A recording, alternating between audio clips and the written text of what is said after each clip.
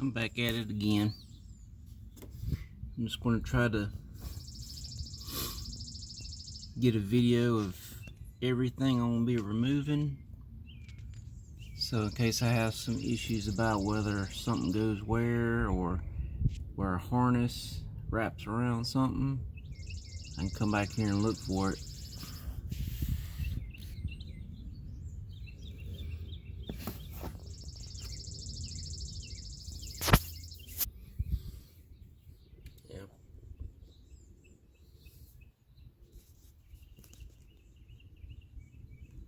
Pretty familiar with this since I just pulled it off for my AC.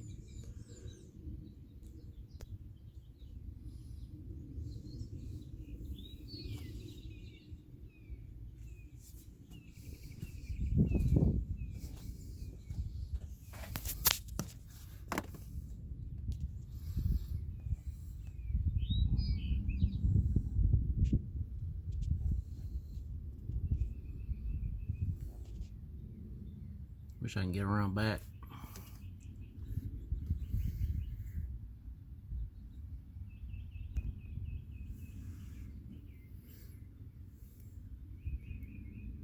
And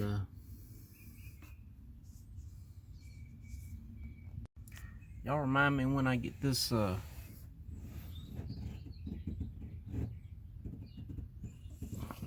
hell you call that? This little air box thing. When I get off that, I need to take that distributor cap off.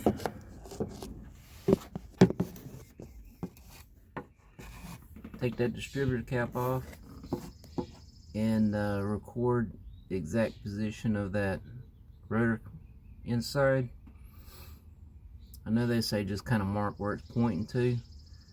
I think maybe if I get a good picture from above, I'll be able to get it exactly in the correct position.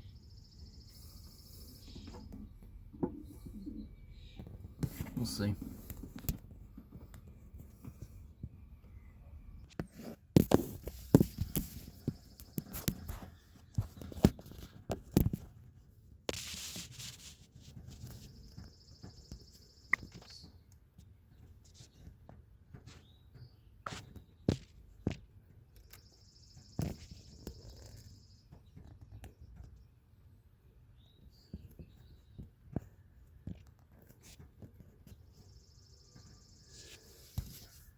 Ah, well, let's start the fun. For the record,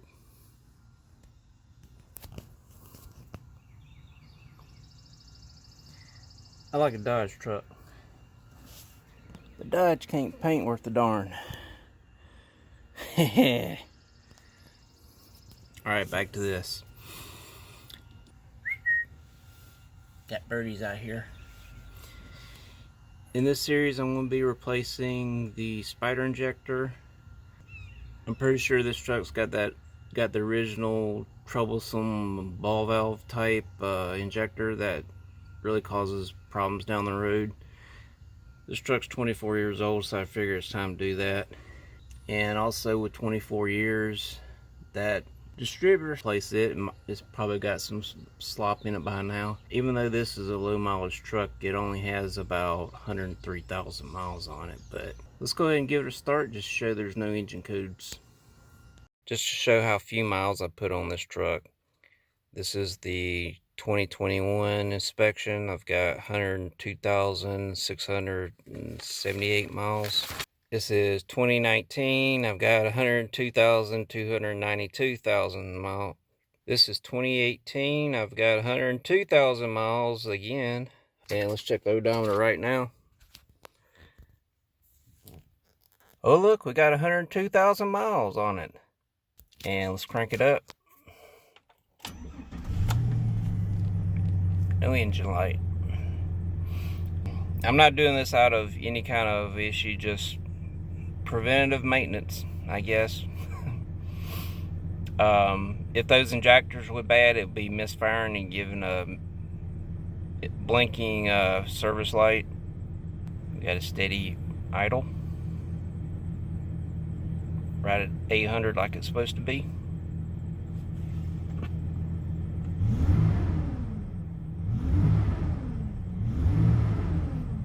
Sounds good. 8 mil. 8 mil.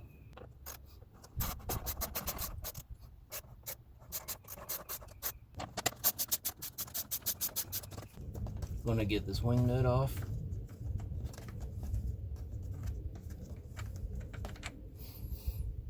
Looks like this might need a little hook down here in the bottom. Yep. Need to get your hook right in there and pull this out a little bit. Comes right off. Alright, let's see if we can pull it off from here easily. Here we go.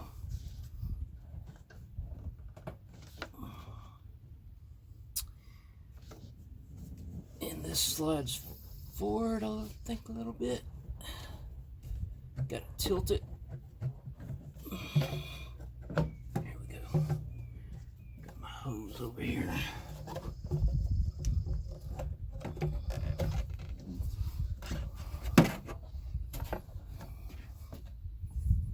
I just put it in a cabin where I know that mass airflow sensor honeycomb is not going to touch anything. Looks like we're almost there, but we're not. 10 millimeter on this throttle cable bracket. Now you have to excuse me if I grunt and groan because my back's aching a little bit. Plus I'm leaning against this truck, which kind of cuts my breath off.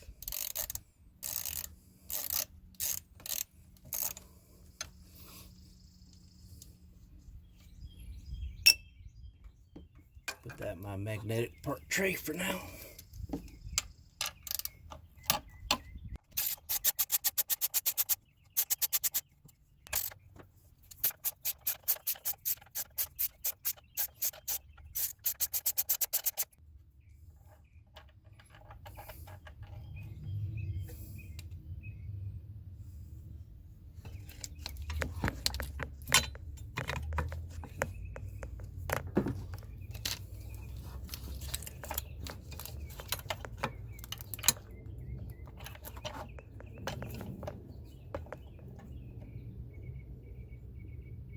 It's going to be easier to pop this throttle linkage off first.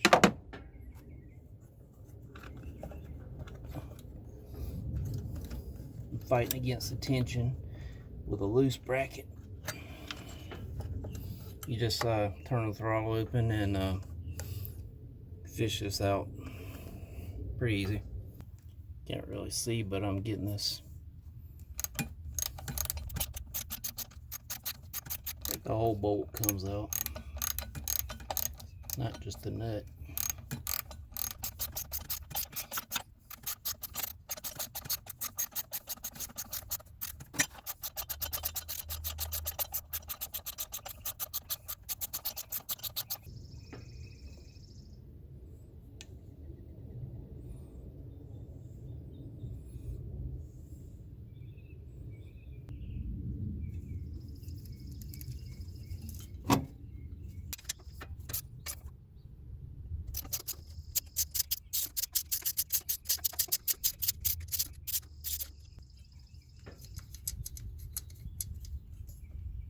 It's just a nut.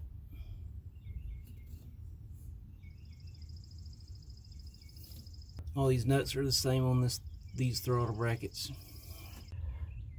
You just missed it, but I correctly guessed there would be a 10 millimeter back here.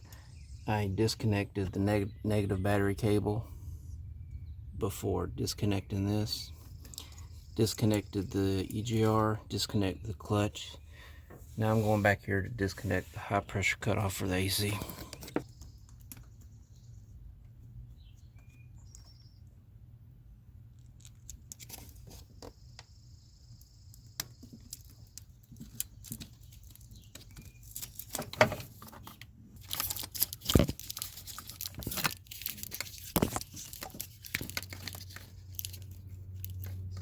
This harness is going underneath, looks like a PCV vacuum port. I guess we got us a manifold vacuum sensor here.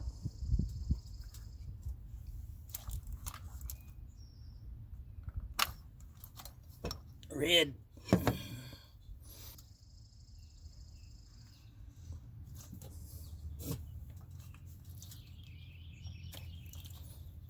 gray seal. Twist this so it unsticks.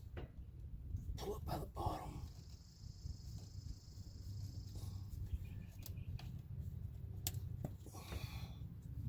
Ignition coil driver from PCM. White top. And like a orangish connector color.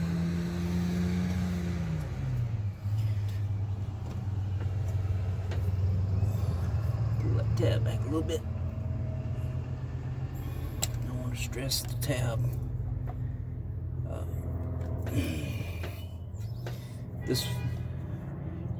This wire fed up underneath this crankcase ventilation hose. If I wind up pulling this off, probably put some new heat sink compound on this. This stuff's pretty old. You don't want the heat sink crap to deteriorate where this module burns up. Crap. Man, I gotta drain the antifreeze.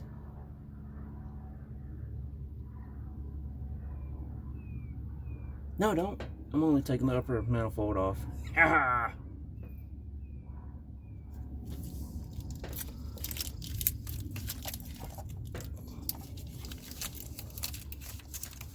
Man, I thought I was doing the lower intake manifold gasket for a second there. I do have fuel pressure, so I'm going to get me a nice little gasoline bath. Get this bracket out. Put it in the box. Throttle position sensor. In the tab. Grab the solid part of the connector and give it a wiggle.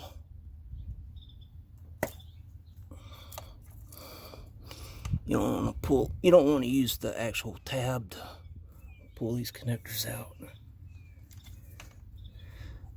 The front was this purple.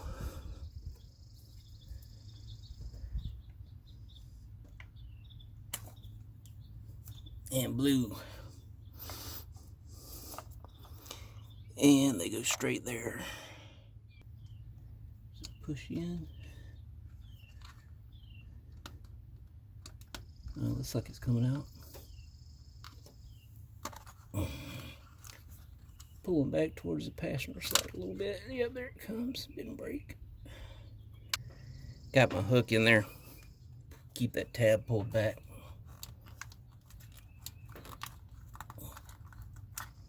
There we go.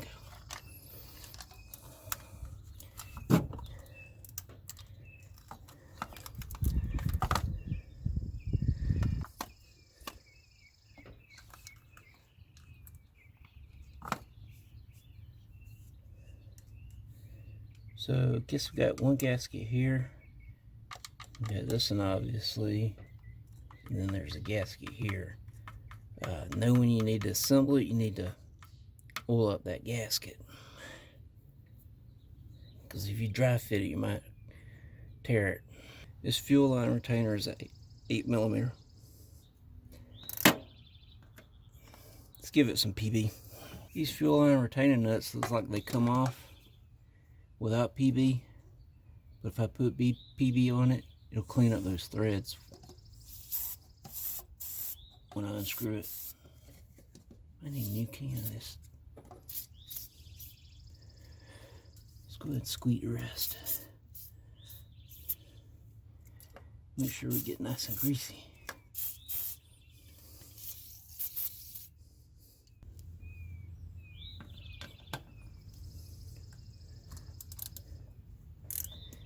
I expect a spurt, so I'm kind of blocking my face. Let's get both of them loose before we take one off.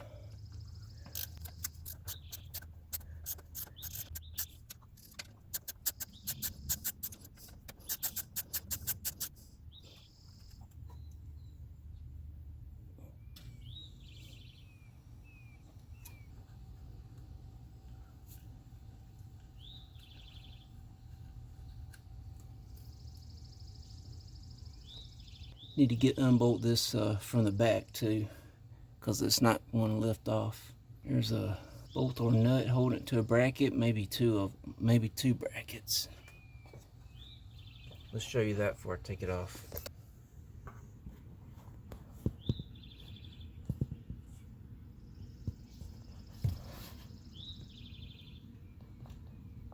Here's your Schrader.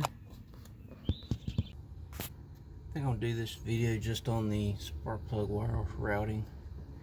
So we got 2, 4, 6 in the back. Come straight down. It's like they clip in this order. 4 is on the top, 2's in the middle, 6 is on the bottom. We got that one clip there for number 6. We got this other clip. Number 4 is in the back of the clip. Number 2 is in the front of the clip.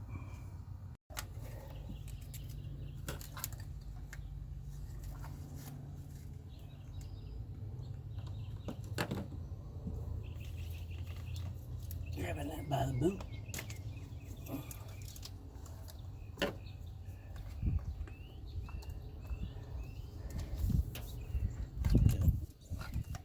Give it a little twist, crack it loose.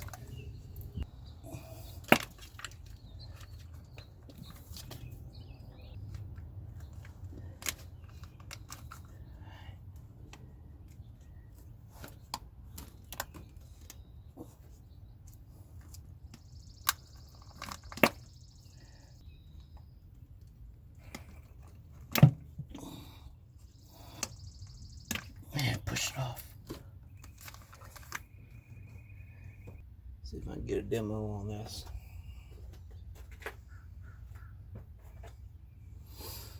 Now this is this hinge side,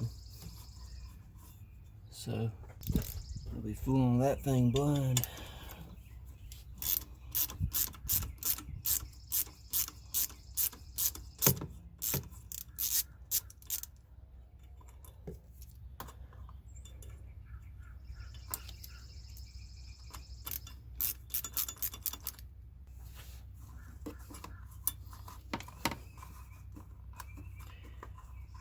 Alright, there's a little wall where it won't pull through. You got a tab right up under here. So you pry it right up under there. Look at that. It comes right off.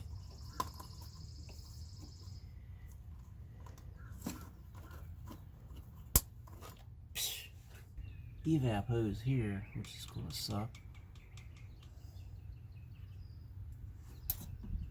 Got this nut holding the bracket.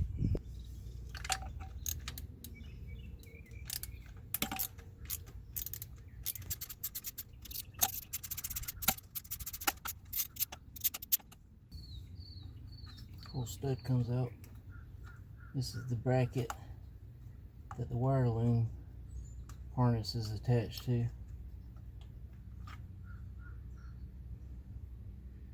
Y'all remember that?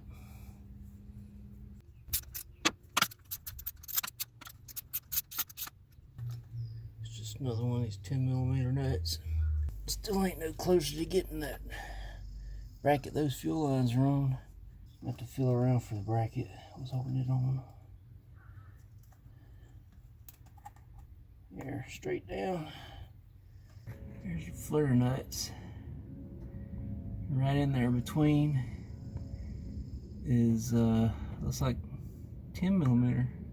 That'll get our bracket loose.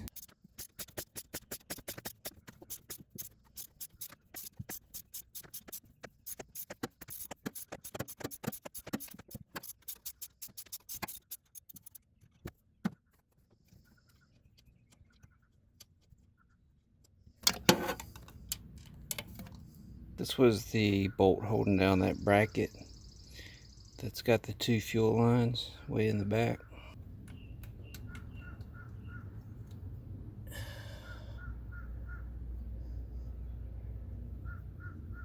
Alright, I'm going to try to get the flare nut for these back fuel pump or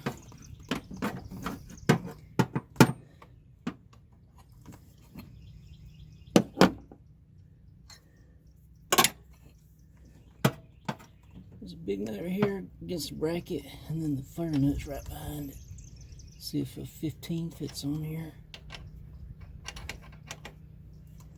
16. Don't have flare 16.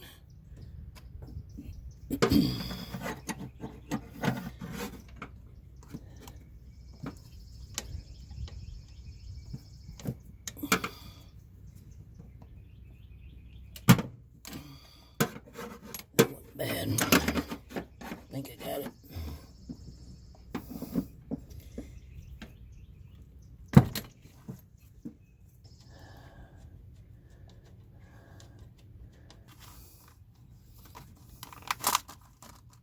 That one did.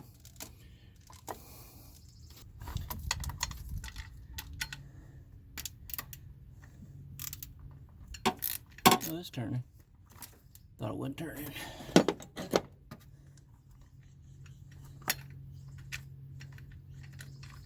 It's a nut.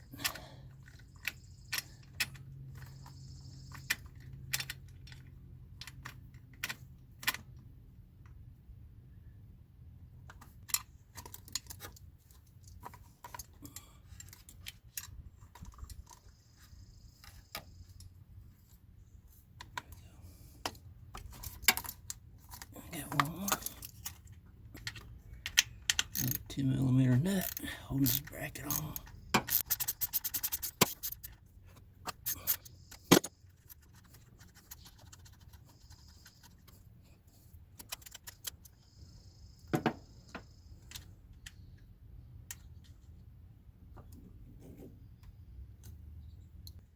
Get this engine harness bracket off.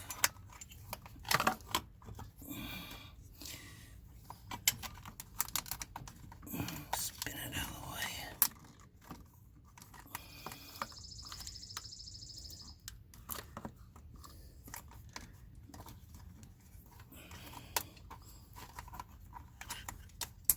Can we remove it?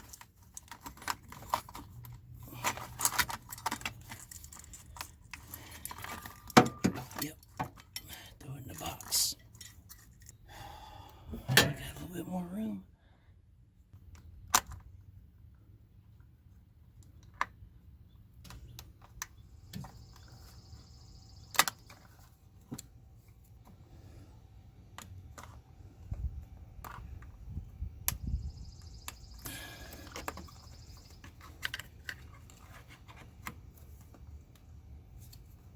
There we go.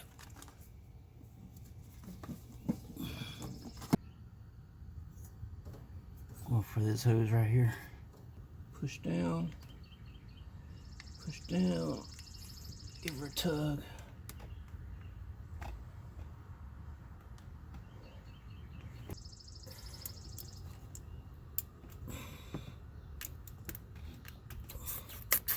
There we go. Think I still got to unbolt it. Think I can move it out of the way enough. Maybe we can. I'd rather not try for that bolt in the back of the block of the engine.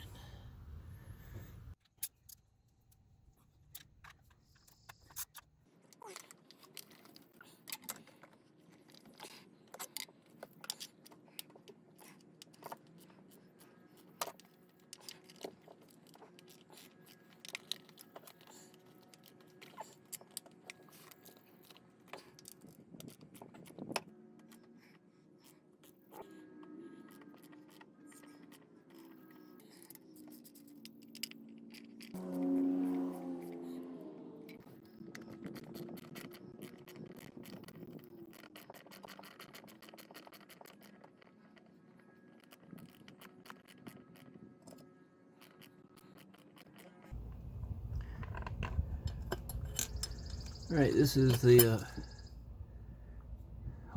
this is the bowl holding the bracket. Looking at this throttle body, there's 2 star bolts holding the butterfly, and they still got the original factory marks.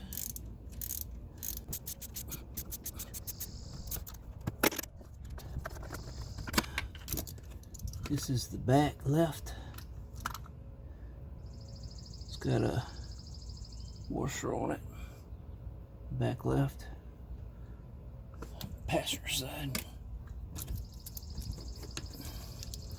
Let's get the back driver's side.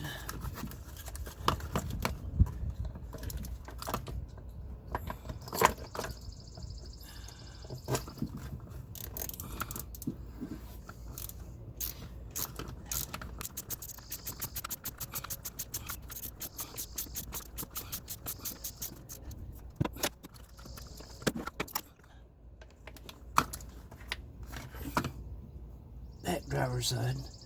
It's got a loose washer, just like the back passenger side.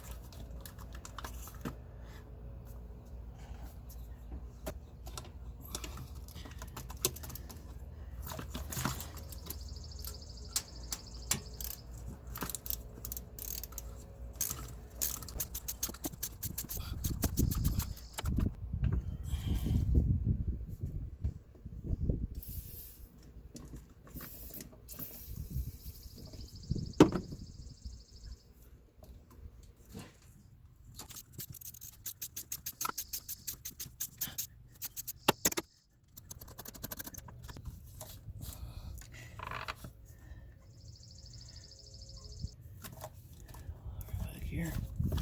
Yeah. Can't even see most of these bolts. I just know about where they're at.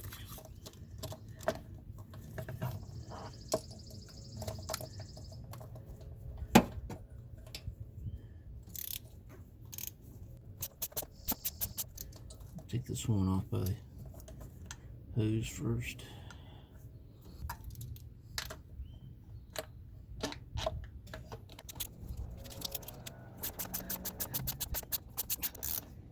Tighten it back in.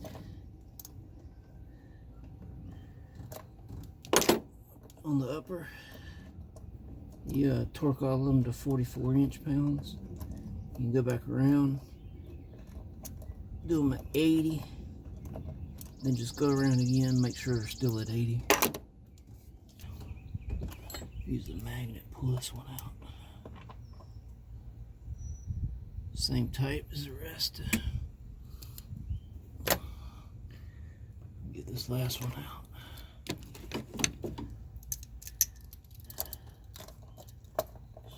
Right over here.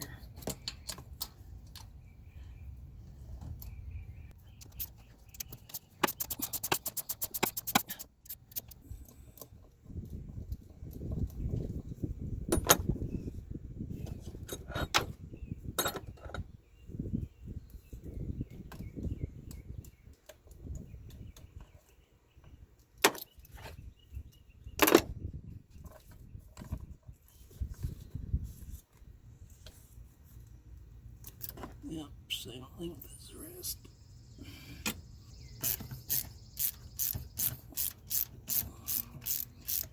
You give these a PB plaster treatment, and down in the holes, you don't blast the holes out with compressed air. Get the liquid out.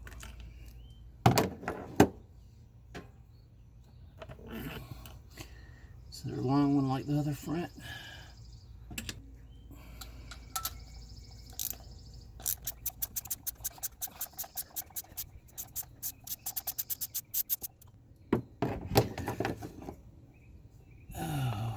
Size.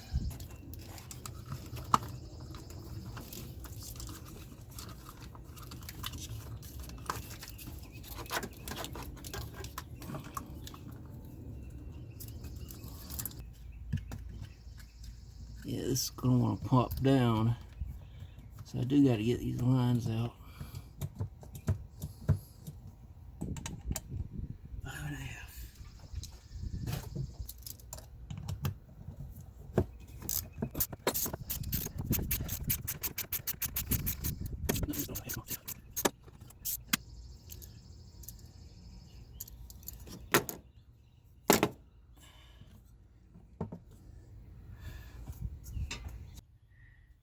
I tell you what,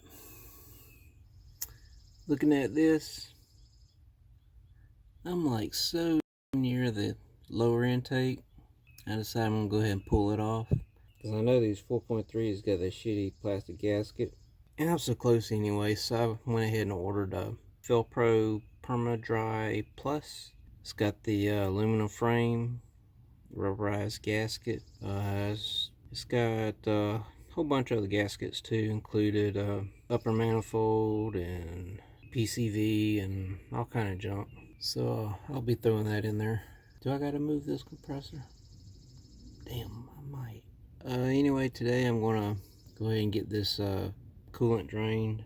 Get to the block drain plugs.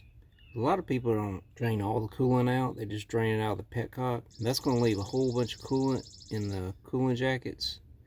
So when you pull that intake off, you're just gonna get coolant dumped down in there.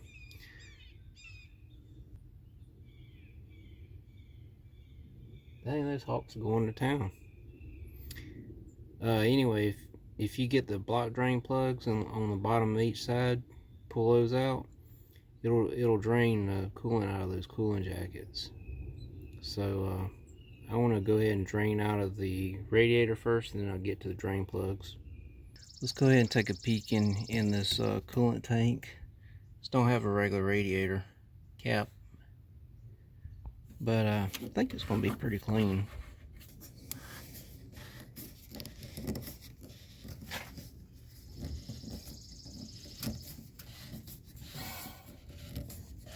Under pressure.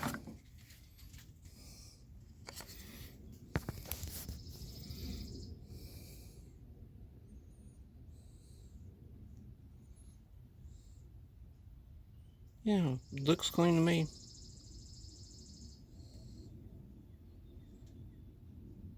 I don't see any buildup. So this thing hadn't been leaking oil. So we're going to replace that before it does. I just did a sniff test. Smells like just pure coolant. I don't smell any combustion gas or anything like that. I'm going to leave this loose so I can get some better flow when I drain it.